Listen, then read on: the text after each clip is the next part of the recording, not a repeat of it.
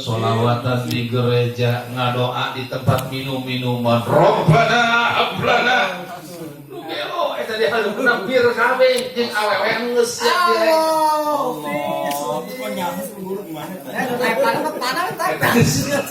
Modal sekali. Allah. Bukan air dingin sama guru. Bom sekalian.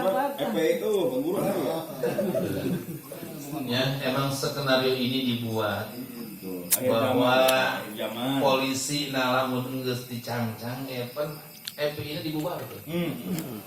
Ayeuna merasa aman. Bapak lama dirongrong terus coba lamun eksistensi FPI masih ada. Minimal demonstrasi digerakkan ke FPI. Minimal Habib Rizik instruksikeun bahwa miras bagian dari setan. Tapi alhamdulillah keluar oge nya kata-kata Habib Rizik nih kan.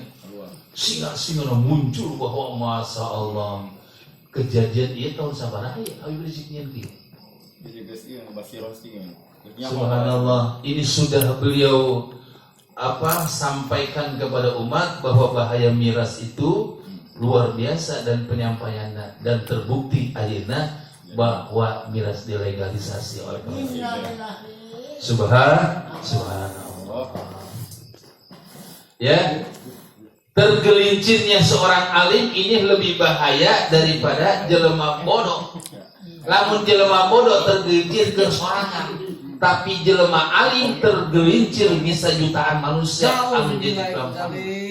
Model ayeuna cek presiden keputusan untuk melegalisir, presiden seluruh rakyat Indonesia akan berdampak tidak keputusan seorang alim si Jokowi. Tetapi lamun Pak Yasin membuat keputusan, paling yang sorangan main nama. Paling oge ditutup. Non tempat pencucian. Haruna. Tetapi ketika ini seorang presiden membuat kebijakan, maka yang menjadi dampak adalah seluruh rakyat Indonesia. Yang panggilan anu bakal ditincakan eta hulu presiden. Jejak Allah kurang ajar.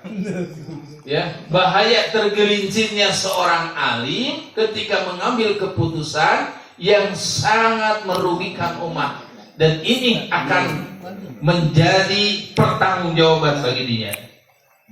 Nah, iya teh anu paling ditakuti oleh Rasulullah. Ya, Rasulullah yang sangat ditakuti adalah tergelincirnya seorang alim. Anu kedua yang ditakuti oleh Rasulullah adalah wa min hawa muttaba'in, yaitu orang yang nuturkeun kana hawa nafsu. Jadi diri nate dikendalikan ku hawa nafsu. Hawa nafsu hayang dunia, hawa nafsu hayang kawin deui, hawa nafsu hayang nyieun imah, hawa nafsu hayang memperluas jaringan sosial, hawa nafsu hayang beli tanah, hawa nafsu ingin pengembangan. Nah, eta teh yang ditakuti. Ketika orang yang sudah diperdayakan oleh hawa nafsu, maka akalna ieu moal berfungsi. Anu aya menghalalkan segala cara. Kumaha wae oge yang penting hasil.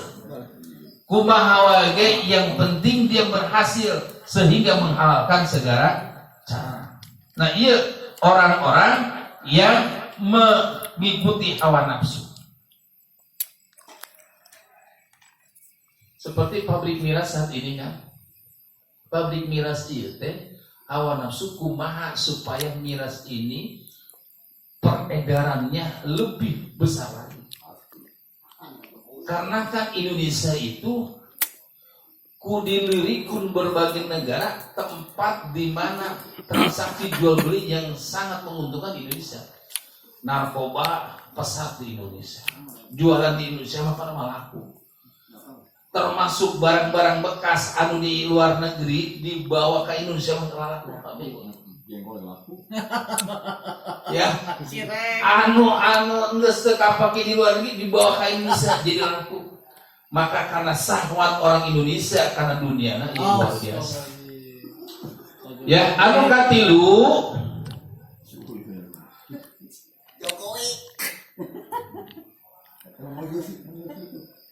wa furujikum mudillatin, yang orang yang tidak bisa menjaga kemaluan. Oh, Yasin.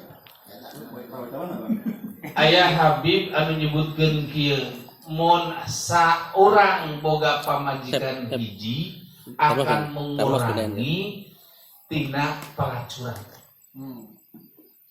Mun saurang boga pamajikan dua maksudna akan mengurangi pelacuran. Mun setiap orang boga pamajikan tilu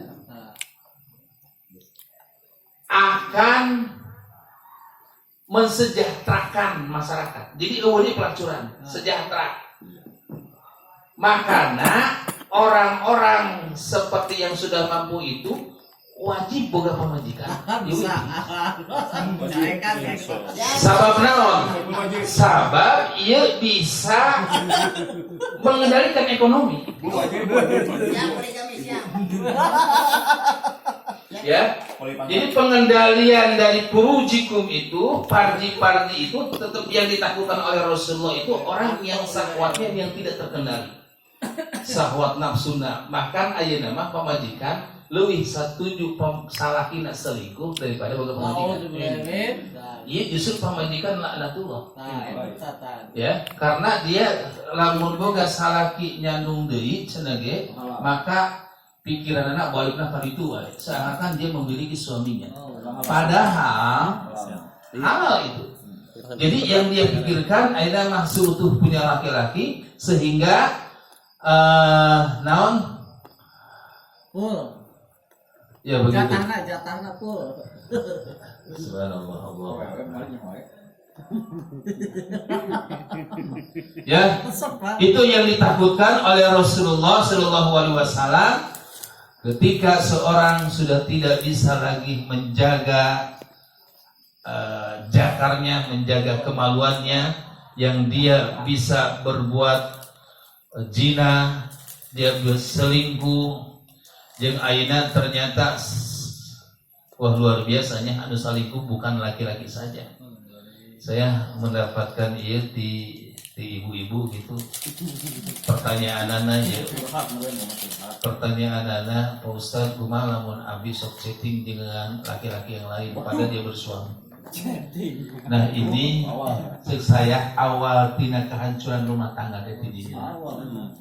Terus ibu termasuk dosa besar lamun sampai berhubungan syahwat walaupun melalui chattingan itu. Seorang istri keluar imahna anu tujuanna hayang katempo dangdan wajahna berlipstik anu make bedak, maka seorang istri itu bagikan seperti penjinah yang sedang keluar rumah. Eta sakitu kakarak keluar imah anu make dangdanan manehna tujuan hayang ketemu ku batur. Kumaha lamun geus ngahubungi orang lain dengan chattingan bukan lagi seorang penjinah, berarti dia sudah menjadi seorang penjinah. Nauzubillah. Dan itu sudah banyak.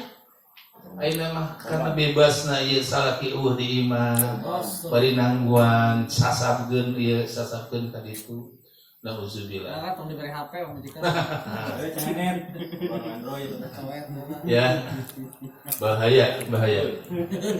Nah, ayeuna pamajikan cenah ge ku urang teu bere HP aya salakina main chattingan. Orang aja majlis tali bunga. Tendangan ngaji. Ya iya, awas. Diawali tina teteh nuju naon. Nuju bulan. Lamun kata-kata itu datangna jam 10 peuting tebikeun ka jam 11 peuting, bicaranya sudah bukan lagi agama. Awalna mah ngomongkeun syariat agama. Itu nama waduh. Bahaya. Ya, jadi hindari hal yang bisa merusak merusak syahwat orang, merusak akidah orang, merusak syariat orang. Ya, karena menjauhkeun hindari kos gitu. Lebih baik orang lobakeun zikir we ka mesare mah. Lobakeun zikir sampai mesare, lobakeun neangan ilmu, baca buku agama atau apapun anu bermanfaat buat orang sakadayana. Sakitu anu pikatur terasna urang yang dia Mahmud. Sama dia Berkah bisa dibawa Nata cek di urang ulang. urang tanya jawab. Ya, mangga anu demikian bila itu begini. Assalamualaikum warahmatullahi wabarakatuh. Nah, tadi naon jadi anu ngarusak dunia naon tadi? Ayat dulu Anu naon?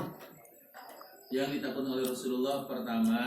Pakai Tentang mikrat. naon tentang anu Pakai mikrat. Oh, video. pilu anu ditakuti Rasulullah tentang Yang ditakut oleh Rasulullah adalah syahwat yang tersesat, syahwat yang tersesat. alim kan alim. pengendalian syahwat itu maksudnya. Oh tadi mana tadi teh? Tadi nu tilu perkara anu naon? Orang alim anu tersesat, syahwat anu teu kakontrol. Alim yang tergelincir. Nah, Mana sih tadi? Kalau ini gede otak Pak. Nggak buku sih ya bunga. Allahumma sholli ala sayyidina.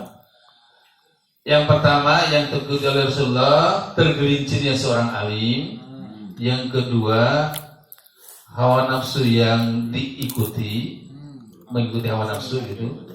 Yang ketiga min hukmin jair, hukum yang jahat. Punten tadi salah. Bukan salah, belum kelewat. Yang ketiga wa min hukmi jairin, jeung tina hukum anu jahat. Hukum itu tumpul ke Atas bawah tapi lancip ke atas dibalik. Tajam ke bawah tapi tumpul ke atas. Aina bukti jelema anu maling kok naon sebutan coklatnya eta di penjara selama 3 bulan, tapi anu maling 10 hektar kok kan dia aman saja. Eta hukum anu jahat teh, hukum hanya berlaku bagi orang-orang miskin. Dan itu dibuktikan ayeuna kumaha jelema anu ditembak pae dibeset awakna tapi dia sebagai pelaku pembunuh seorang polisi. Polisi teh kepaean. iya. Geus teu karti ku akal di magebleng ge geus moal nyaho moal ngarti. Tapi dijieun eta hukum kumaha eta jadina tepikeun ka ayeuna penembak FPU ke nyawa. Saha jelema saha pelakuna saha otak. Modal kayak gitu. Lamun lain otakna gembongna eta tetep moal kapanggih da besok otakna di pangluhuran situ. Lamun otakna hansip kalau saya mah si pembunuh gitu pasti ketahuan. Tapi subhanallah ya kita nggak pernah percaya lagi kan hukum di Indonesia, dan itu yang ditakuti oleh Rasulullah adalah hukum anu jahat, hukum anu tidak bijaksana. Makanya kunaon eta Habib Rizik revolusi mental supaya hukum ditegakkan. Artinya mental bangsa ieu geus kacau, kudu dibenarkeun hukum tegakkeun dengan seadil-adilna atuh moal bisa sampai Habib Rizik kudu dikandangkeun lamun adilna. Moal bisa si tadi jelema anu maling cuman coklat hungkul kudu dipenjara mah. Terus si koruptor lain dipotong masa, lain dipotong beheungna tetapi dipotong masa tahanan. Kan ini karena emang hukum kita jahat gitu ya. Dan akan dikhawatirkan oleh Rasulullah eta hukum yang jahat yang tidak berpihak kepada keadilan. Subhanallah. Ternyata bukti ayeuna teh urang teh di penghujung dunia. Berarti geus aya munafik, geus aya naon? Kejoliman, terus loba karuksakan. Terus orang kudu nyekel saha ya. Kudu nyekel saha urang. Kona mah ulama anu dipikasebel ku kafir eta mah sesuai dengan Imam Syafi'i. Adapun ayeuna sok aya geuning model Habib Lutfi bin Yahya. Beliau penasehat sebenarnya, penasehat Jokowi. Terus juga ulama Thariqah, presiden Thariqah. Nah, namun justru kebijakan pemerintah ayeuna Iya. tanpa diwarnai oleh beliau. Tapi namun diwarnai mah sama yakin yang minimal Habib Rizik bisa bebas lah gitu ya. Tapi ternyata sampai saat ini tidak ada warna untuk kebijakan pemerintah. Anger we sakadaeuna pemerintah teh berbuat gitu. Ya, orang doakeun deh. Semoga mudah-mudahan Anies menjadi bahan pikeun ngabela agama. Amin ya Allah. Mun Anies turun kabeh kudu berjuang. Amin. Tapi geus pas model kamari Prabowo gini. Ketika orang didukung, omongnya paling rame, tapi anger we pas pemilihan mah gini. Hasilnya gitu, ayo milih maloba ke Prabowo, tapi hasilnya dijieun ke Bapak Jokowi ya. Hukum anu teu adil teh, sukses. Allahu Akbar. Gitu. Allah.